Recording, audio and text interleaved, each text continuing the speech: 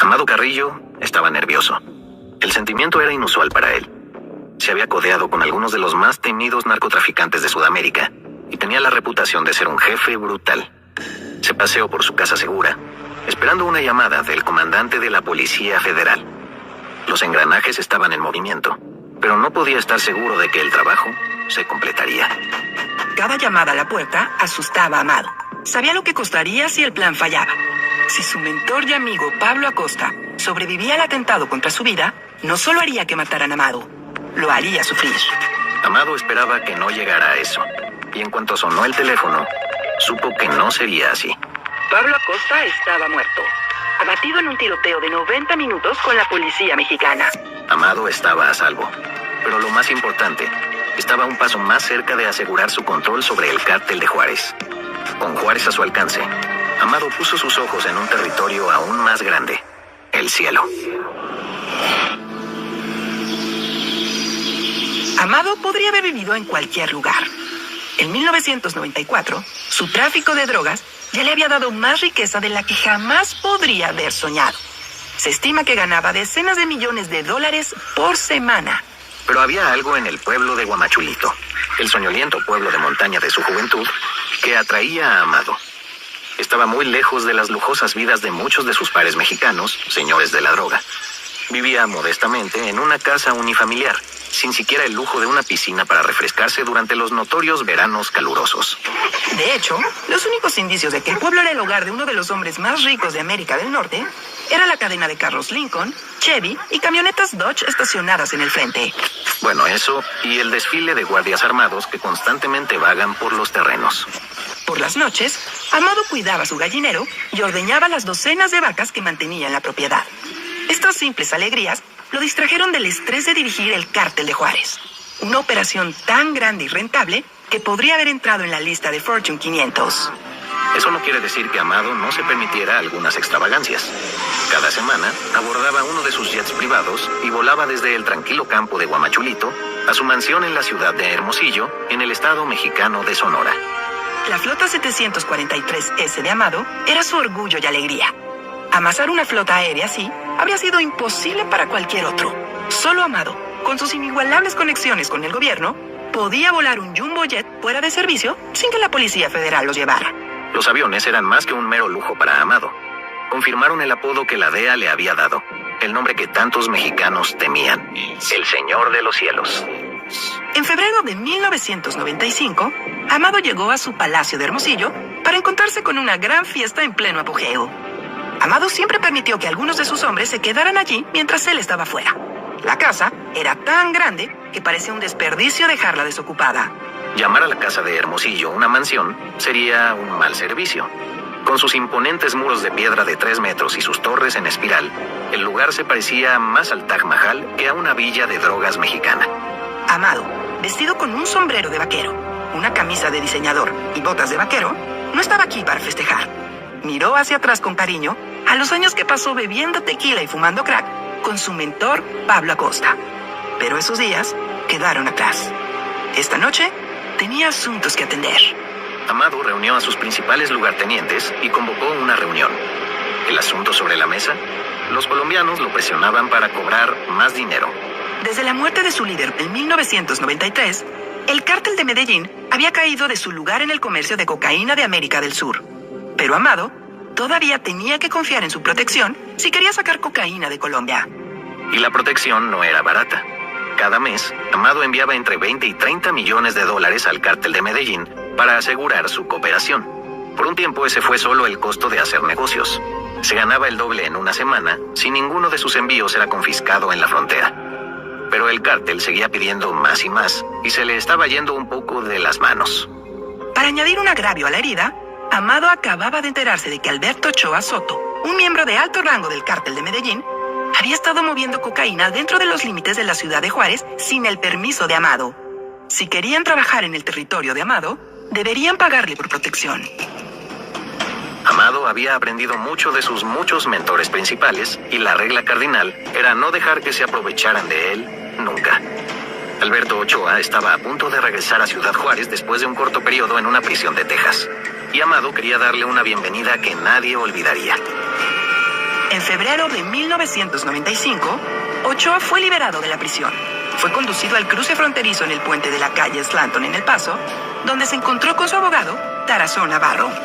Mientras Ochoa salía y cruzaba la frontera hacia Juárez, Ochoa se tomó un momento para saborear su regreso a México. Pero antes de que pudiera entrar en el auto de su abogado, un Chevrolet Suburban se detuvo a un lado de ellos. Varios hombres con credenciales de la Policía Federal Mexicana saltaron.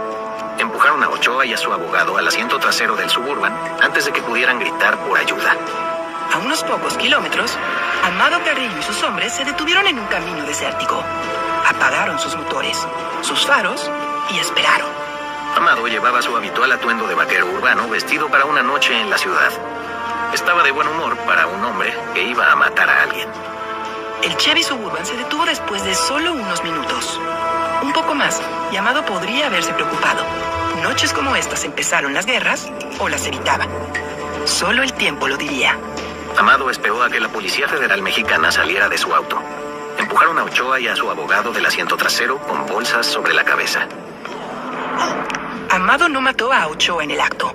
Lo dejó alegar por un tiempo hasta que el desesperado colombiano reveló la ubicación del escondite secreto de cocaína que había escondido en Juárez. Con eso, Amado terminó el trabajo. Cuando terminó, tomó un vuelo de regreso a su palacio de Hermosillo. A la mañana siguiente, en un depósito a las afueras de la ciudad, Amado localizó el escondite secreto de Ochoa. 22 toneladas de cocaína envasada, con un valor aproximadamente de $3,000 millones americanos. El cártel de Medellín no estaría contento con la desaparición de Ochoa. Era el tío de Fabio, Jorge y Juan Ochoa Vázquez, los tres hermanos que dirigían el cártel de Medellín tras la muerte de Pablo Escobar. Y Amado sería el principal sospechoso de la repentina desaparición. Los asesores más cercanos de Amado sugirieron que enviaran los $3,000 millones de cocaína a Medellín como muestra de buena fe. Necesitaban al cártel colombiano para su cocaína. Pero el cártel de Medellín necesitaba los canales de distribución de Amado también si querían mover sus drogas a América. Por eso Amado envió a los hermanos Ochoa un mensaje diciendo que no tenía nada que ver con la desaparición de su tío. Y en cuanto a los $3,000 millones de cocaína, tal vez su tío se había ido con las drogas él mismo. Si alguien en Medellín tenía alguna otra idea de lo que podría haber pasado, sabían dónde encontrarlo. Amado no se estaba escondiendo. Sabía que no había forma de que lo que quedaba del cártel de Medellín pudiera desafiar a sus fuerzas aéreas y terrestres. No con el apoyo de Amado de la Policía Federal Mexicana y el Gobierno Nacional, que regularmente recibían donaciones por un total de más de $25 millones. La respuesta de Fabio Ochoa llegó solo unos días después. Escribió: "Lo que ha pasado, pasó. Sentimos la prematura muerte de nuestro tío. Tal vez fue mala suerte, tal vez no lo fue. En cualquier caso, no nos interesa la venganza". Ya no se cuestionaba quién era el narcotraficante más poderoso de América Latina. Pablo Escobar y el cártel de Medellín habían tenido su momento. Los 90 pertenecían al cártel de Juárez y Amado Carrillo Fuentes.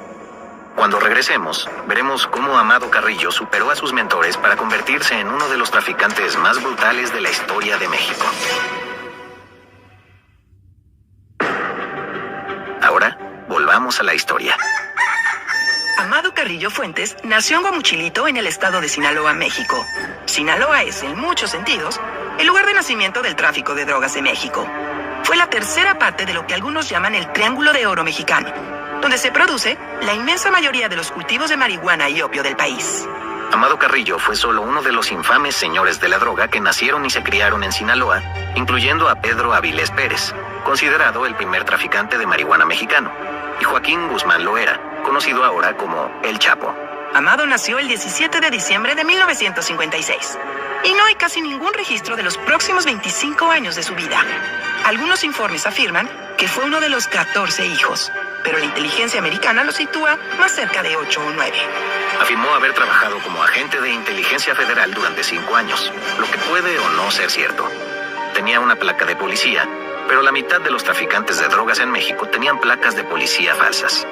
Sabemos cómo Amado se involucró por primera vez en el submundo criminal de México. Su tío, Ernesto Fonseca Carrillo, también conocido como Don Neto, introdujo a Amado de 21 años en el tráfico de drogas a finales de los 70. El tío Ernesto era uno de los líderes del cártel de Guadalajara. A finales de los 70, Ernesto, junto con sus socios Rafael Caro Quintero y Miguel Félix Gallardo, se destacaron como los principales exportadores de heroína de México. Amado quería desesperadamente involucrarse en la operación de su tío. En Guamuchilito, el tráfico de drogas era la única forma de ganar dinero de verdad. Pero familia o no, Ernesto no iba a entregar las llaves del reino a un chico ambicioso que no sabía lo que hacía. Envió a Amado al sur, al estado de Zacatecas, donde lo pusieron a trabajar cuidando campos de marihuana del cártel de Guadalajara. Era un trabajo pesado, pero Amado se tomó el trabajo en serio. Se despertaba temprano cada mañana, cruzando el vasto campo 2 veces antes de que el sol de la mañana saliera en el horizonte. Amado era obsesivo con su cosecha, no tanto por su predilección por la botánica, sino porque se dio cuenta de que era la idea de su tío de aprender. Su arduo trabajo valió la pena. A medida que los años 70 llegaban a su fin, Amado comenzó su ascenso por la escalera criminal. El primer ascenso de Amado estaba lejos de ser glamuroso. Se le encargó cargar camiones de 100 libras de marihuana y llevar el producto a casas de seguridad en todo el país. Los grandes traficantes de México solían garantizar el paso pagando a la policía local por el derecho a mover la droga a través de cierto territorio. Ernesto y sus socios tenían un trato con la policía de Sinaloa. Alguien más controlaba Sonora al norte y Durango al este, etc.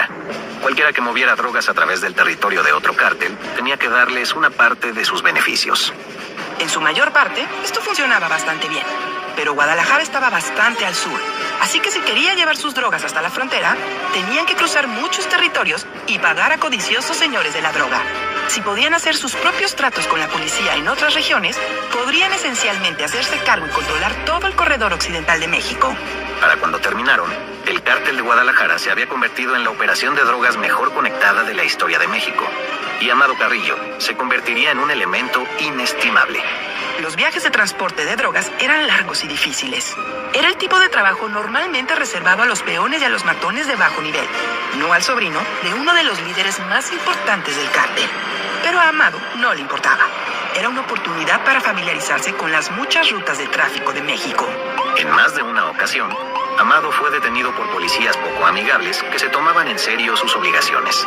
Mientras registraban el auto, Amado se hacía a un lado preguntándose cuánto tiempo pasaría en prisión si encontraban las toneladas de marihuana guardadas en los compartimentos secretos.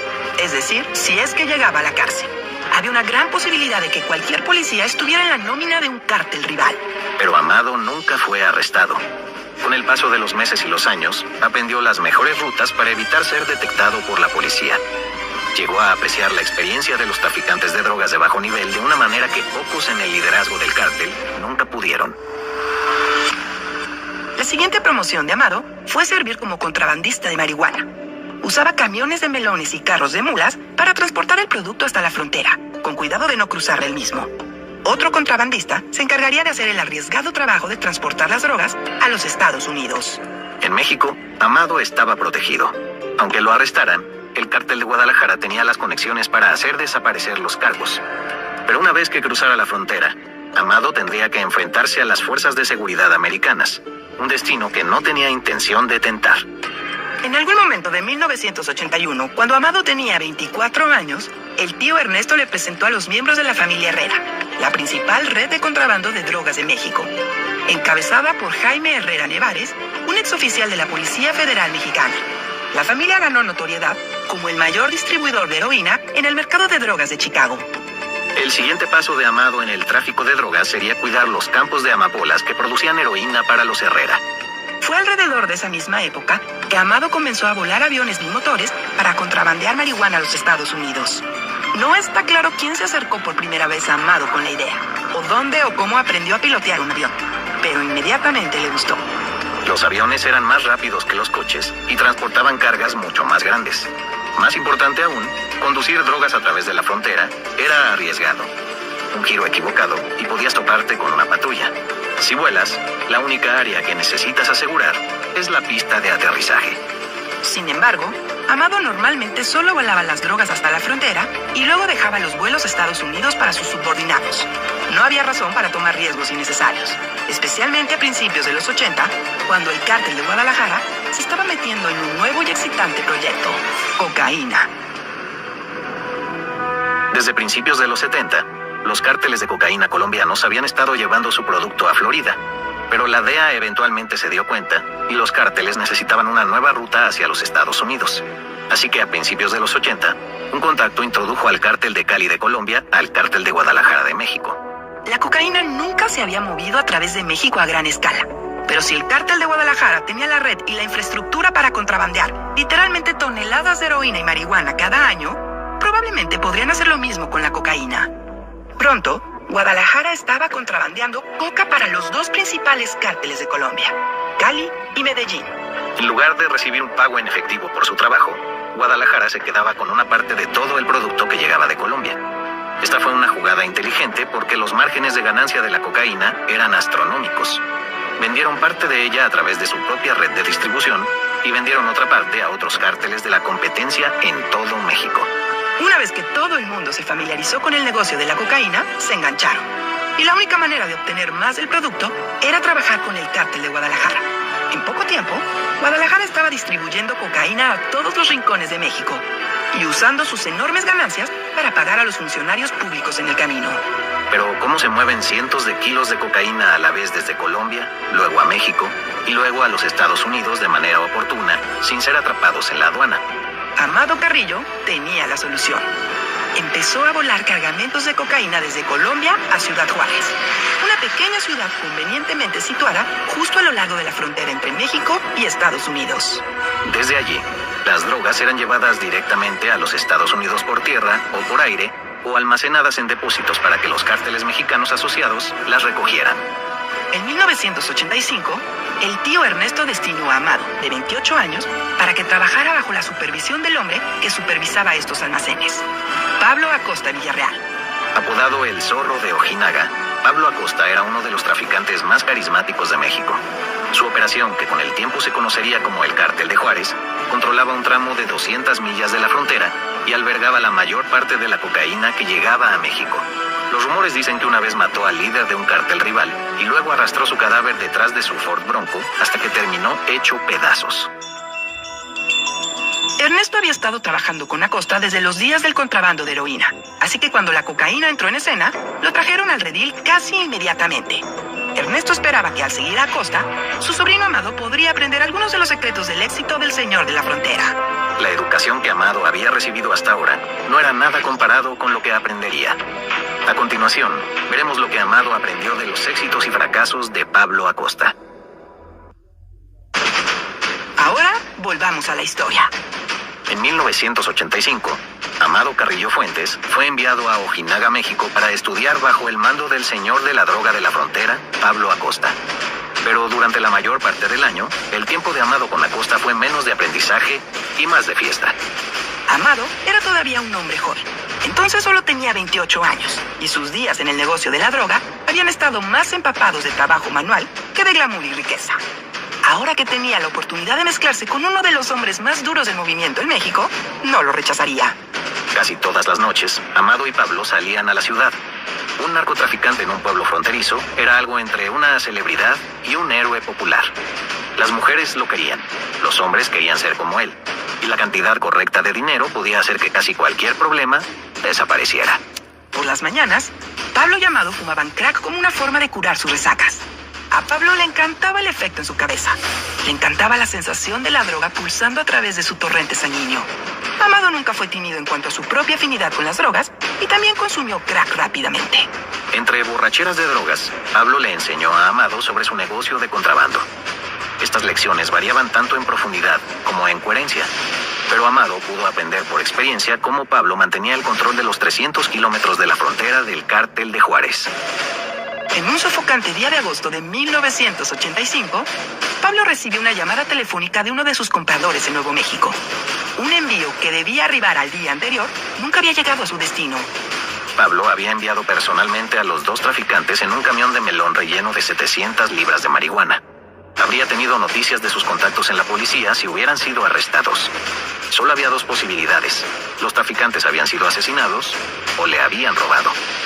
Y eso no podía soportarlo. Pablo localizó a los narcotraficantes desaparecidos en un motel a las afueras de Ojinaga y le dijeron que habían estrellado el camión a pocos kilómetros de cruzar la frontera con Nuevo México.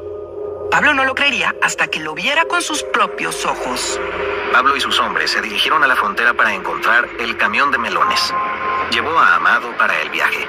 Amado no tenía interés financiero en la marihuana desaparecida, pero estaba feliz de estar allí, ya sea por la oportunidad de aprender del maestro o porque Pablo había traído algunos paquetitos de cigarrillos llenos de crack. A medida que se acercaban a la frontera, Amado se dio cuenta de que Pablo iba en serio al ver el camión desaparecido con sus propios ojos. Estaba planeando cruzar la frontera él mismo. Eso sería peligroso para cualquiera de ellos, pero Pablo ya era un fugitivo buscado en América. Si alguien lo veía, sería arrestado inmediatamente. Amado le dijo en silencio a Pablo que quizás debería reconsiderar su estrategia. No había garantías de que no fueran a caer en una trampa de las fuerzas del orden americanas. Y Amado no veía el sentido de arriesgarse a ser arrestado por un solo camión de hierba. Envíos más grandes y costosos se pierden o son confiscados todo el tiempo. Pablo pensó en ello por un minuto. Fumó otro cigarrillo de crack y luego le dijo a Amado que cruzarían la frontera juntos y encontrarían el camión de melones. Amado hizo lo que le dijeron, pero se anotó a sí mismo que cuando estuviera al mando, mataría a los dos corredores idiotas y dejaría el camión de la marihuana a los lobos. Mientras conducían por la franja de la carretera, donde los granjeros dijeron que habían chocado el camión, Amado no vio nada. Ningún camión de melones, ni marihuana. Estaba listo para dar la vuelta e irse a casa, pero si Pablo se enteraba de que los corredores le habían mentido, el largo viaje de vuelta sería insoportable. Fue entonces cuando lo vieron. El camión de melones se capó enterrado en una zanja justo al lado de la carretera, exactamente donde los corredores habían dicho. Las 700 libras de marihuana estaban intactas. Pablo y Amado observaron desde su jeep cómo su equipo maniobraba el camión para devolverlo a la carretera. Cuando el trabajo estuvo hecho, Pablo apartó a los dos temblorosos traficantes. Amado notó que el sudor les caía por la frente. Algo impresionante dado el frío que hacía en el desierto a esa hora de la noche. Si el tío Ernesto de Amado estuviera aquí, probablemente mataría a los hombres solo por las molestias que habían causado. Pero para sorpresa de Amado, Pablo ni siquiera los amenazó. En vez de eso, se disculpó por desconfiar de ellos, sacó un fajo gigante de dinero y sacó $500 americanos para cada uno de ellos. Amado observó con asombro cómo Pablo despidió a los hombres con un «Vayan con Dios, que Dios esté contigo». Amado ya había notado algo en Pablo que lo separaba de los otros jefes. Pablo era sociable, se preocupaba de verdad por la gente. Eso no quiere decir que no fuera capaz de una gran crueldad, pero prefería ser amado, no temido. En ese momento, Amado llegó a una conclusión muy importante sobre su mentor. La naturaleza indulgente de Pablo lo hacía débil, y un día le costaría caro. Se juró a sí mismo que nunca cometería el mismo error. Aparte de los desacuerdos de negocios, Amado y Pablo se acercaron con el paso de los meses. Como regalo, Amado le compró a Pablo un caro collar de oro y un reloj de oro. Pablo llevaba el collar en todas partes, y el reloj nunca salió de su muñeca hasta el día en que murió. Más importante que las lecciones de negocios de Pablo eran sus lecciones de política. Amado llegó a ser un experto en que los políticos estaban abiertos a las donaciones del cártel. Sobre todo, aprendió que casi cualquiera podía ser comprado por el precio correcto. Pero poco después de eso, aprendió que algunos errores son demasiado costosos para ser arreglados, incluso por los hombres más ricos de México. El 7 de abril de 1985, los soldados mexicanos rodearon la villa de Puerto Vallarta del tío Ernesto. A través de un megáfono, anunciaron: Ernesto Fonseca Carrillo, se te busca por el asesinato del agente de la Agencia Antidrogas de Estados Unidos, Enrique Kiki Camarena. Salga de la casa o no tendremos más remedio que llevarlo por la fuerza. Dentro de la casa, un acobardado Ernesto sabía que había llegado su hora. Ese febrero, el cártel de Guadalajara había secuestrado, torturado y asesinado a un agente de la DEA, lo que resultó ser una muy mala idea. Los estadounidenses estaban furiosos y presionaron al gobierno mexicano para que ni siquiera las conexiones políticas del cártel pudieran salvarlos. Ernesto se rindió sin luchar, y con el tío Ernesto en prisión, su papel dentro del cártel de Guadalajara recayó en su sobrino de confianza, Amado Carrillo. Amado había estado entrenando para esto desde que pasó sus días cuidando los campos de marihuana. Ahora era un líder de alto nivel, reportando directamente al jefe interino del cártel de Guadalajara, Miguel Félix Gallardo. Amado ya había estado a cargo del transporte, la supervisión y el contrabando de la mayoría de la cocaína de Guadalajara durante meses. Ahora también era responsable de reunirse con los colombianos para asegurarse de que las drogas siguieran fluyendo ininterrumpidamente. Era el miembro más informado de la rama más lucrativa del cártel más poderoso de la historia de México. Con sus nuevas responsabilidades, Amado Carrillo y Pablo Acosta estaban ahora cerca de ser socios en igual de condiciones. Los dos hombres seguían siendo cercanos. Después de todo, sus intereses comerciales estaban entrelazados y seguían siendo compañeros de vida nocturna. Pero Amado ya había aprendido bastante de Pablo, tanto de sus éxitos como de sus fracasos. Esos fracasos, pensó Amado, incluían la personalidad de Pablo y su creciente dependencia del crack. Pablo era una persona pública. Era conocido como el padrino de Ojinaga y le encantaba toda la atención que venía con eso. Pero también lo convertía en un objetivo. Amado no tenía ningún interés en ser venerado o amado. Solo quería seguir en el poder. Y la mejor manera de hacerlo era seguir siendo un misterio. Nadie fuera de su círculo íntimo sabía más de él de lo que él quería que supieran. Amado no era ajeno al crack y a la cocaína, pero durante el último año, Pablo había descendido precipitadamente a una adicción paralizante. En 1986, llegó al punto en que solo era realmente funcional durante unas pocas horas al día. Esto confirmó los peores temores de Amado. Pablo era débil. Estaba permitiendo que su adicción afectara su negocio y, a su vez, el negocio de Amado. En agosto de 1986, la DEA averiguó la ubicación de uno de los escondites de cocaína de Pablo y Amado. La única conclusión lógica para Amado era que alguien en sus filas se había convertido en informante. Amado secuestró a 6 trabajadores que sabían del escondite y los torturó, presionándolos para obtener información. Al final de su interrogatorio, Amado se sintió confiado de que ninguno de los 6 hombres era el soplón. Pero solo para estar seguros, mató a los 6 hombres de todos modos. Cuando Pablo se enteró, se enfureció.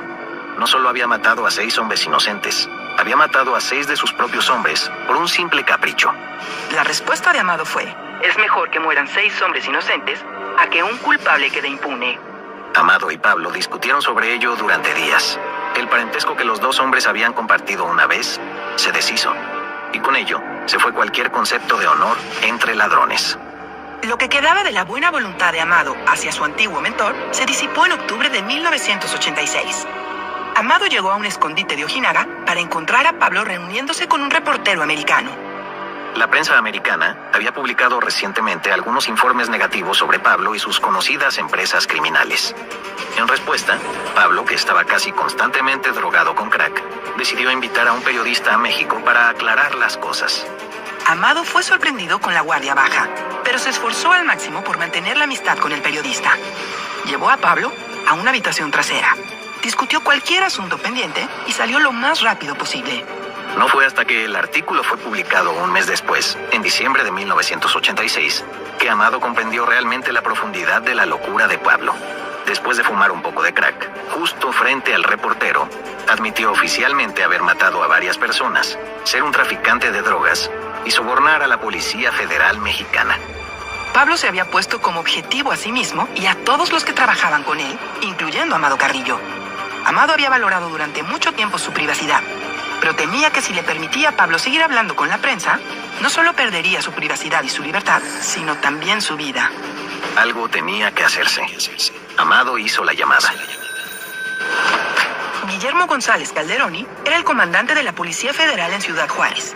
Era medio americano, tenía una excelente reputación como investigador serio y directo y había sido enviado a Juárez para limpiar la ciudad tras la corrupción generalizada del gobierno. Solo 3 días después de que se publicara la entrevista con Pablo, el fiscal general de México le dio a Calderoni jurisdicción sobre Ojinaga. La policía había sabido todo el tiempo que Pablo era un criminal, pero ahora el público americano lo sabía y sabía que el gobierno era cómplice. Calderoni asumió el control de Ojinaga con un simple edicto: encontrar y detener a Pablo Acosta Villarreal, vivo o muerto. Pero la verdad era que Calderoni era tan corrupto como cualquier oficial de México. De hecho, tenía conexiones de larga trayectoria con narcotraficantes, incluyendo a un tal Amado Carrillo Fuentes. Así que Amado ofreció a Calderoni $1 millón con la esperanza de pesar la balanza a favor de capturar a Pablo muerto, no vivo. Tan pronto como se conoció la orden de arresto, Pablo huyó de Ojinaga. Le tomó hasta abril de 1987 para que Calderoni lo rastreara en un pequeño pueblo a lo largo del Río Grande llamado Santa Elena. Calderoni y sus tropas rodearon la casa segura de Pablo. Pablo había estado huyendo durante meses, pasando el tiempo fumando crack y festejando con una pandilla de parásitos. Pero cuando escuchó la voz de Calderón en el altavoz reverberando por su casa, se puso tan alerta como siempre. En realidad, el soborno de Amado no era necesario. Pablo no tenía intención de que lo atraparan vivo. Quería salir con un último resplandor de gloria. Pablo y la policía intercambiaron disparos durante casi una hora. Cuando la policía finalmente logró entrar en la casa, encontraron a Pablo muerto, con una pistola todavía en la mano. Una sola herida de bala en la parte posterior de su cabeza lo había silenciado para siempre. Amado tomó la llamada en una casa segura remota de su propiedad. Pablo estaba muerto, lo que dejó a Amado con el control de su territorio. No lo disfrutó tanto como pensó que lo haría. No habría champán esta noche, ni fiesta de celebración. Todavía había trabajo que hacer. Amado había subido a la cima de la montaña, pero sabía que el poder te convierte en un objetivo. Y mientras pasaba la siguiente década viendo a sus amigos convertirse en enemigos, el día que Pablo Acosta murió fue uno que no olvidaría. Para Amado Carrillo Fuentes, se suponía que la noche iba a ser un placer. Rara vez tenía tiempo libre para estar con su esposa y sus 6 hijos desde que tomó el mando del cártel de Juárez.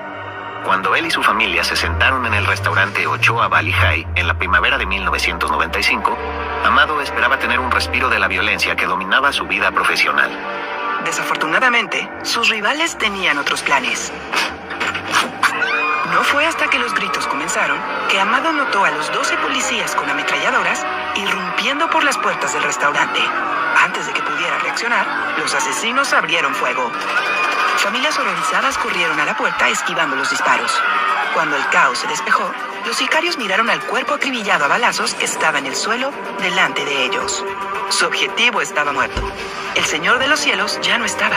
Satisfechos, se dieron la vuelta y huyeron del restaurante. Amado se asomó de la mesa volcada en la que él y su familia estaban acurrucados. A pocos metros de distancia yacía el cuerpo de un hombre inocente que los asesinos habían confundido con su objetivo. Amado no podía creer lo cerca que había estado de la muerte, pero estaba seguro de una cosa: sus enemigos no serían tan afortunados.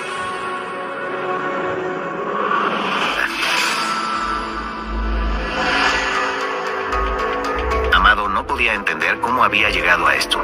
Solo habían pasado 2 años desde que su antiguo mentor, Pablo Acosta, fue asesinado por la policía mexicana en 1987. Amado se había prometido a sí mismo tener más cuidado de mantener la ley de su lado. Pero cuando la policía de Guadalajara le sacó una foto en julio de 1989, el señor de la droga de 33 años se preguntó si estaba a punto de tener el mismo final violento que su mentor. La Federación Nacional de Narcotraficantes del Cártel de Guadalajara se estaba desmoronando lentamente mientras, uno por uno, sus líderes eran arrestados. Amado estaba ahora entre los miembros más importantes del cártel y casi seguro que era el más importante. Fue su flota aérea lo que permitió que la cocaína fluyera de Colombia a México a los Estados Unidos sin incidentes. Pero de repente, parecía que su poder podría tener una vida corta. Amado había caído bajo custodia policial después de ser detenido por una parada de tráfico rutinaria. Se enfrentó a una acumulación de cargos de contrabando que podrían encerrarlo por años. Amado pasó 9 meses en la cárcel esperando el juicio, esperando que los cientos de millones de dólares que pagó en sobornos cada año fueran suficientes para salvarlo. Y entonces, solo unos días antes de que su juicio estuviera programado para comenzar, los cargos fueron retirados. La policía de Guadalajara liberó a Amado de la custodia a regañadientes. Amado entró en un México muy diferente al que había dejado atrás. Mientras estaba tras las rejas, el último líder del cártel de Guadalajara, Miguel Ángel Félix Gallardo, fue arrestado. La operación nacional fue oficialmente disuelta y el valioso territorio de Juárez del cártel quedó en manos de Amado Carrillo Fuentes. Con la disolución del liderazgo central de Guadalajara, Amado no respondía ante nadie, excepto, claro está, a Rafael Aguilar Guajardo, el antiguo comisionado de la Policía Federal que se hizo cargo de Ciudad Juárez tras la muerte de Pablo Acosta. El registro histórico no es muy claro en relación entre los 3 hombres, pero Amado, Rafael Aguilar y Pablo Acosta parecen haber trabajado juntos para establecer una infraestructura en Juárez. Después de la muerte de Acosta en 1987, Aguilar tomó las riendas de la red de Juárez, mientras que Amado mantuvo el control de los intereses del cártel de Guadalajara en la zona. Esos intereses incluían una flota de aviones comerciales reutilizados que sirvieron como el canal principal para el envío de cocaína desde Colombia a la frontera México-Estados Unidos. Después de su breve periodo en la cárcel en 1989, Amado regresó a Juárez, puso en marcha sus aviones y en el curso de unos pocos años se convirtió en uno de los más poderosos traficantes de drogas en toda América del Sur. Amado había aprendido mucho de su mentor ahora muerto, Pablo Acosta, pero ninguna lección era tan valiosa como el funcionamiento interno de su red de suministro. Para consolidar su poder en el mundo de los narcóticos, Amado recurrió a un viejo contacto, Hoover Salazar Espinosa, un coordinador de distribución clave para el Cártel de Cali. El Cártel de Cali era una operación de cocaína colombiana que servía como el principal competidor del Cártel de Medellín de Pablo Escobar. Ambos cárteles colombianos habían estado pasando de contrabando su producto a través de México durante años. Pero con la reciente campaña de los Estados Unidos contra el tráfico de drogas a través de las Bahamas, los colombianos tenían que depender ahora más que nunca de sus homólogos mexicanos. En 1992, Amado se reunió con Salazar Espinosa para cimentar la relación entre Cali y Juárez. El acuerdo era simple.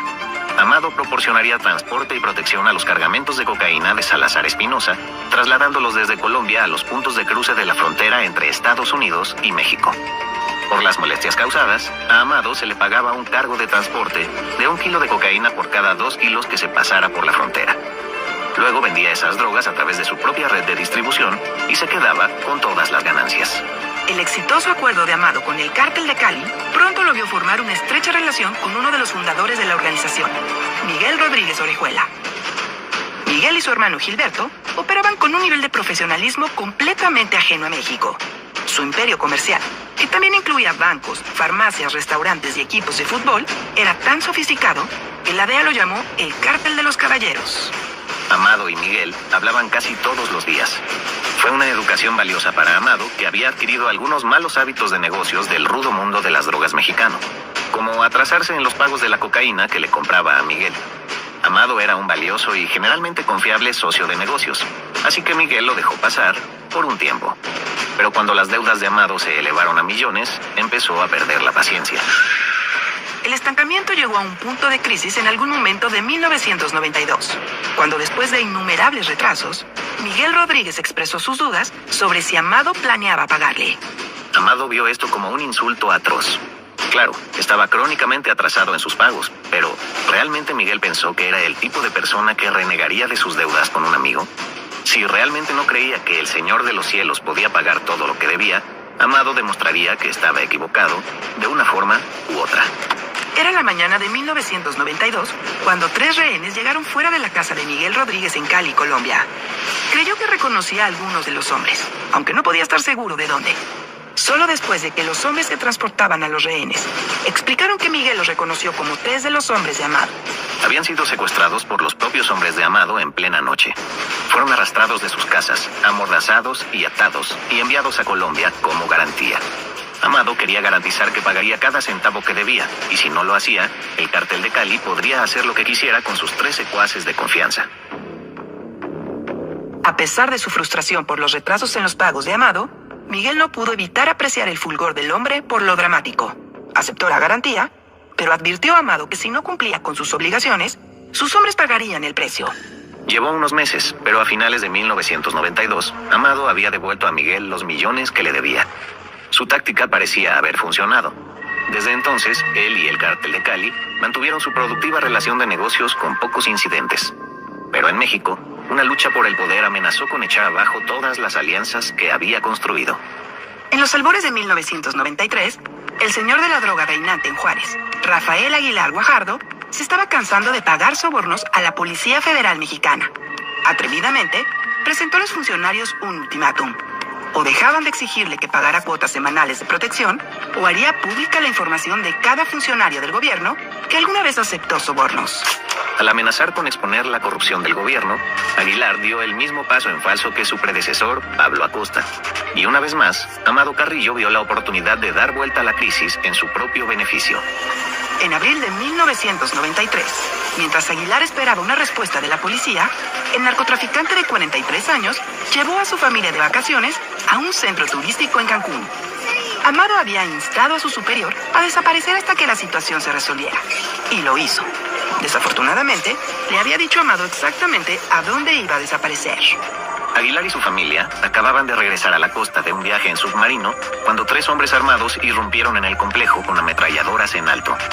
En cuestión de minutos, el olor salado del aire del océano fue reemplazado por el hedor ácido de metal quemado y la muerte. Aguilar Gallardo estaba muerto antes de tocar el suelo. Su esposa y su hijo de 11 años resultaron heridos en el ataque, aunque ambos sobrevivieron. Una mujer americana, de vacaciones en su casa de Colorado, murió en el fuego cruzado. La policía arrestó a los 3 pistoleros en la autopista mientras huían de la escena. Nunca lo confirmaron los tiradores, pero la teoría que prevalece entre las fuerzas del orden mexicanas y americanas es que Amado ordenó el golpe a Aguilar como un favor a las corruptas autoridades mexicanas que amenazó con exponer. Nadie tenía más que ganar con la muerte de Aguilar. Con él muerto, todo Juárez cayó ante el Señor de los cielos. Amado había prosperado durante mucho tiempo como el hombre detrás del trono. Había construido un imperio y se había convertido en uno de los más importantes traficantes de drogas en México. Todo ello evitando el escrutinio que venía con el liderazgo. Ahora, un tramo de 320 kilómetros de la frontera central era suyo y solo suyo. Pero también lo era la publicidad internacional que venía con ello. Cuando volvamos, veremos cómo el papel de Amado en el cártel de Juárez lo puso firmemente en el punto de mira del gobierno de Estados Unidos y también lo convirtió en un objetivo para sus rivales en México.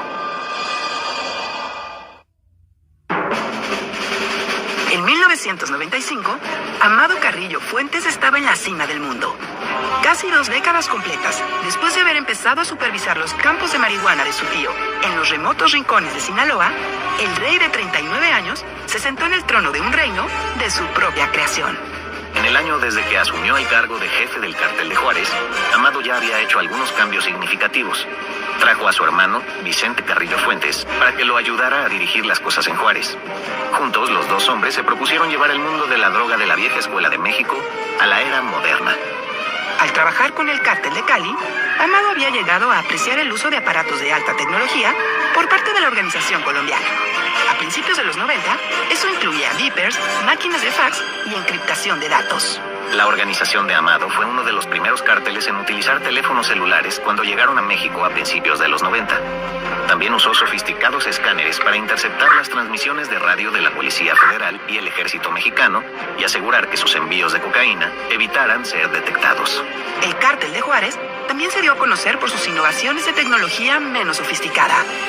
A mediados de los 90, la policía sabía que los contrabandistas tendían a instalar compartimentos ocultos bajo los fondos de los vehículos. Así que Amado tenía sus semicamiones equipados con compartimentos deslizantes en el techo. También tenía el hábito de rociar sus camiones con un gas butano para enmascarar el olor de la cocaína. Un truco que había aprendido de Pablo Acosta casi una década antes. Además de su destreza tecnológica, Amado admiraba la estructura de célula terrorista del cártel de Cali, que dividía las funciones de la organización en brazos separados que nunca interactuaban. Incluso si un departamento entero caía, el resto del cártel continuaría funcionando sin problemas.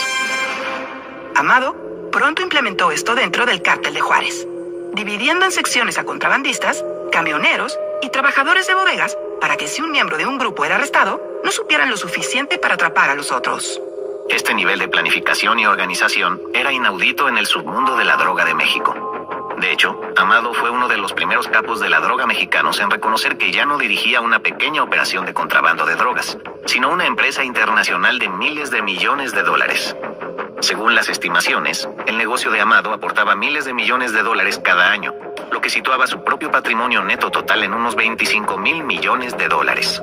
El impulso de ese crecimiento fue la estrategia corporativa de reparto de beneficios. Los muchos lugartenientes de Amado se llevaban a casa un porcentaje fijo de las ganancias mensuales del cártel. Así que si la organización tenía un mes de baja, todo el mundo sufría. Y si sobresalían, todos cosechaban las recompensas.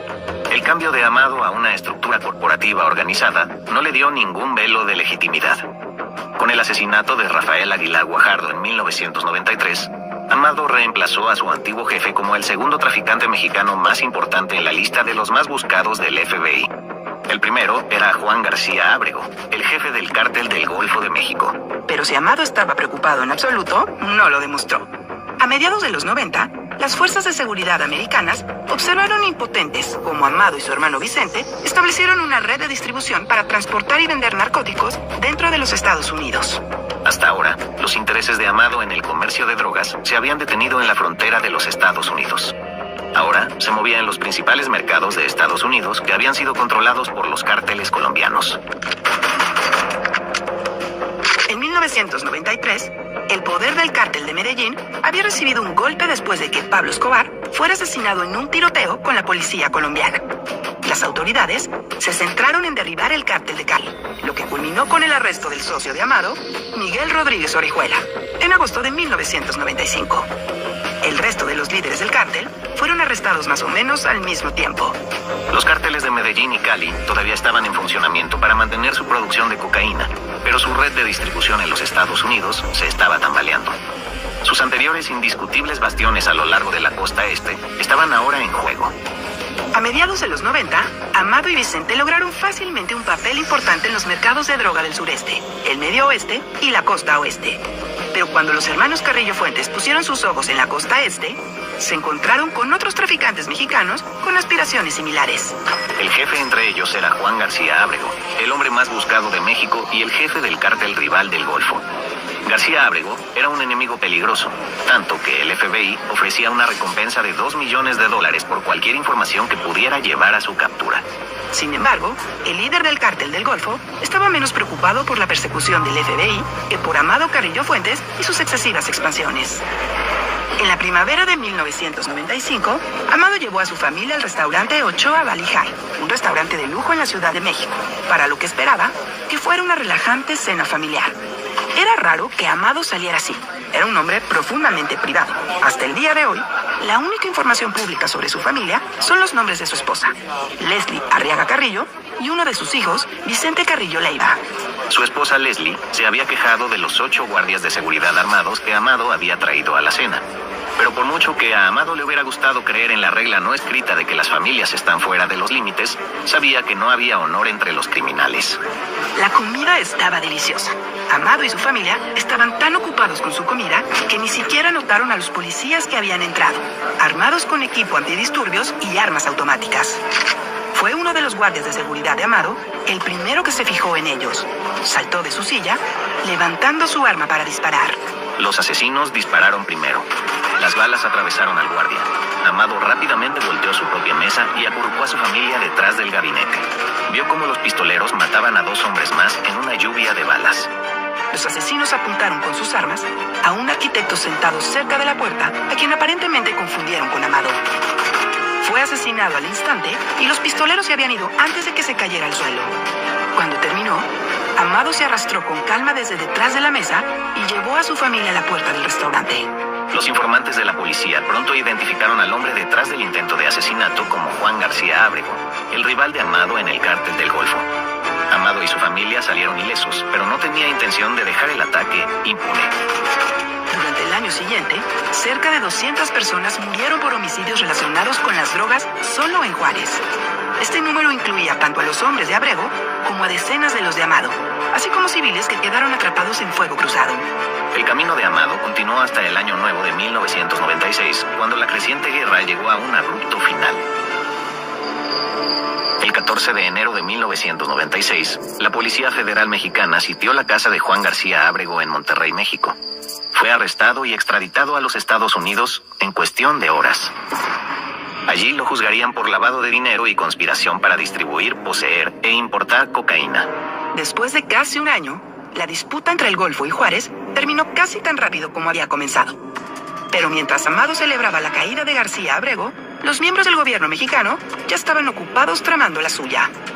A continuación, conoceremos cómo el breve tiempo de Amado como el hombre más buscado de México lo llevó a su prematura muerte.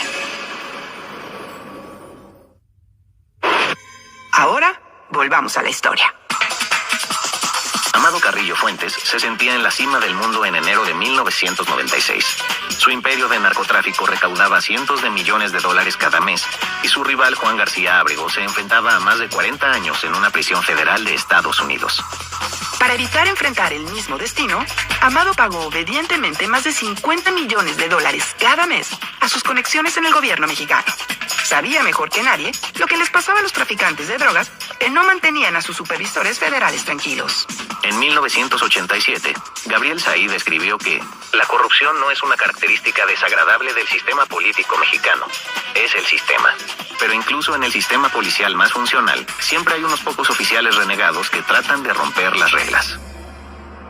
A mediados de la década de 1990, el general José de Jesús Gutiérrez Rebollo, un militar de carrera de más de 40 años, fue nombrado como jefe de la Fuerza de Tarea Antidrogas de México. Su directiva era simple: limpiar el comercio de drogas por cualquier medio necesario. La posición de Rebollo le dio acceso a todo tipo de inteligencia privilegiada de los Estados Unidos, incluyendo investigaciones antidrogas, programas de interdicción y listas de informantes. Voló a Washington, D.C. para participar en reuniones clasificadas de aplicación de la ley y trabajó estrechamente con el zar antidrogas del presidente Bill Clinton, Barry McCaffrey. La admiración de McCaffrey por Rebollo era tan grande que una vez elogió al general mexicano como un soldado de absoluta e incuestionable integridad. Fue esta integridad incuestionable que hizo al general Rebollo el candidato ideal para capturar a Amado Carrillo Fuentes. En enero de 1996, una semana después de la captura de Juan García Abrego, la familia Carrillo Fuentes se reunió en un remoto rancho de Sinaloa para la boda de la hermana de Amado. Para la familia, era un día de celebración. Pero para el general Rebollo y la Policía Federal Mexicana, era una oportunidad de ver al criminal más buscado de México sometido a la justicia. La policía se arrastró a través de los bosques montañosos que rodeaban la propiedad. Luego, invadieron el rancho de Sinaloa con las ametralladoras listas, preparadas para una lucha contra el infame Señor de los Cielos.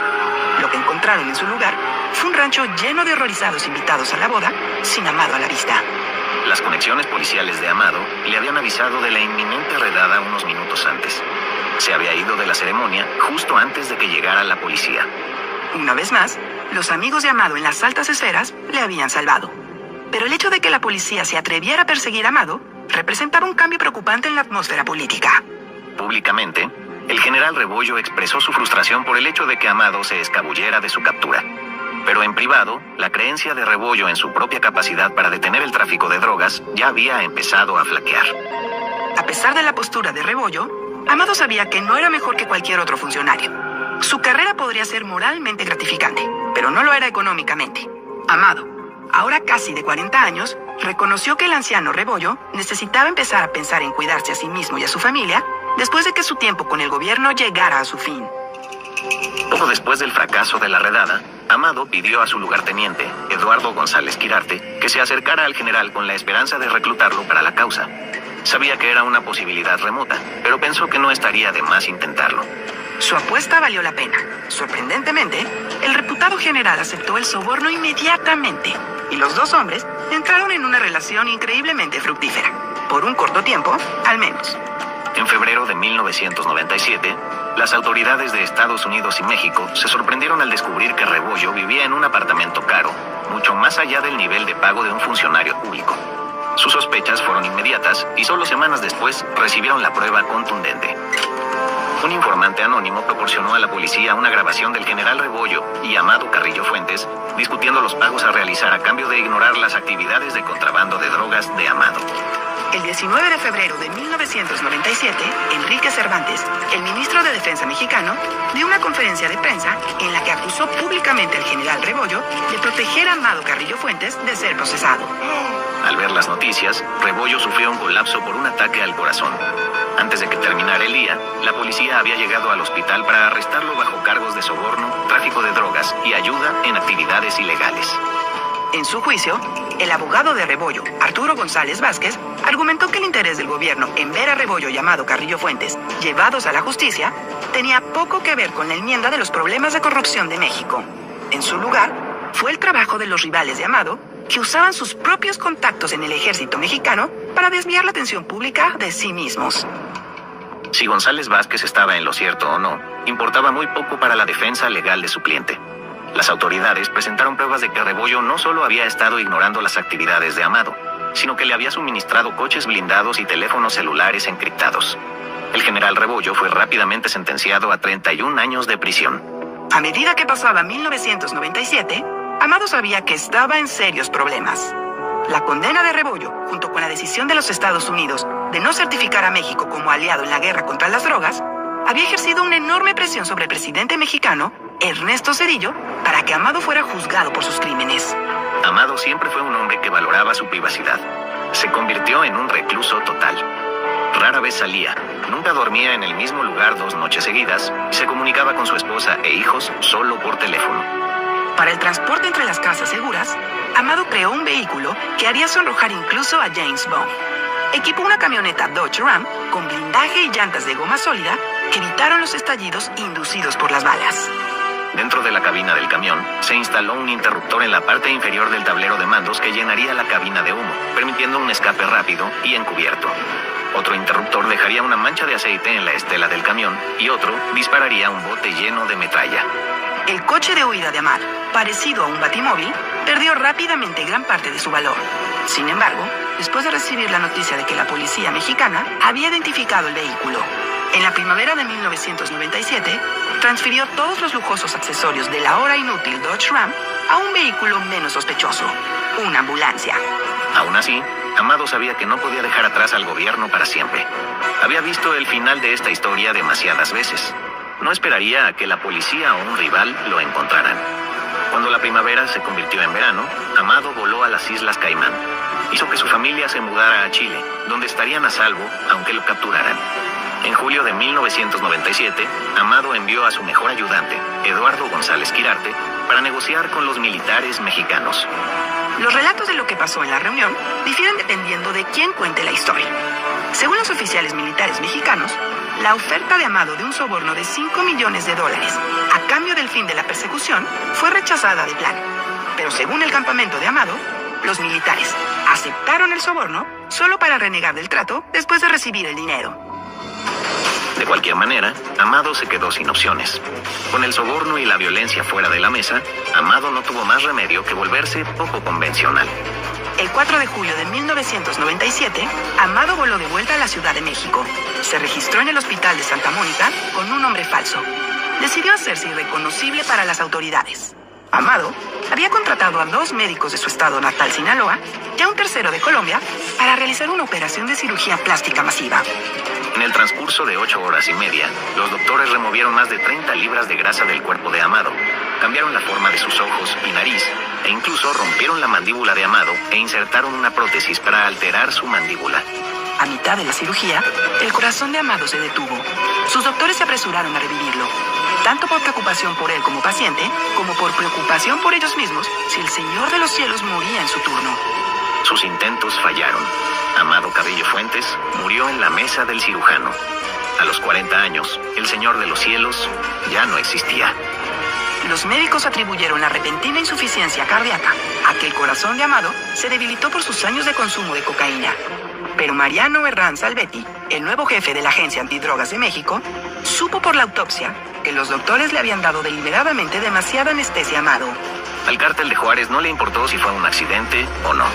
En noviembre de 1997, los cuerpos de los 3 doctores fueron descubiertos dentro de tambores de aceite de 66 galones en una autopista de la Ciudad de México.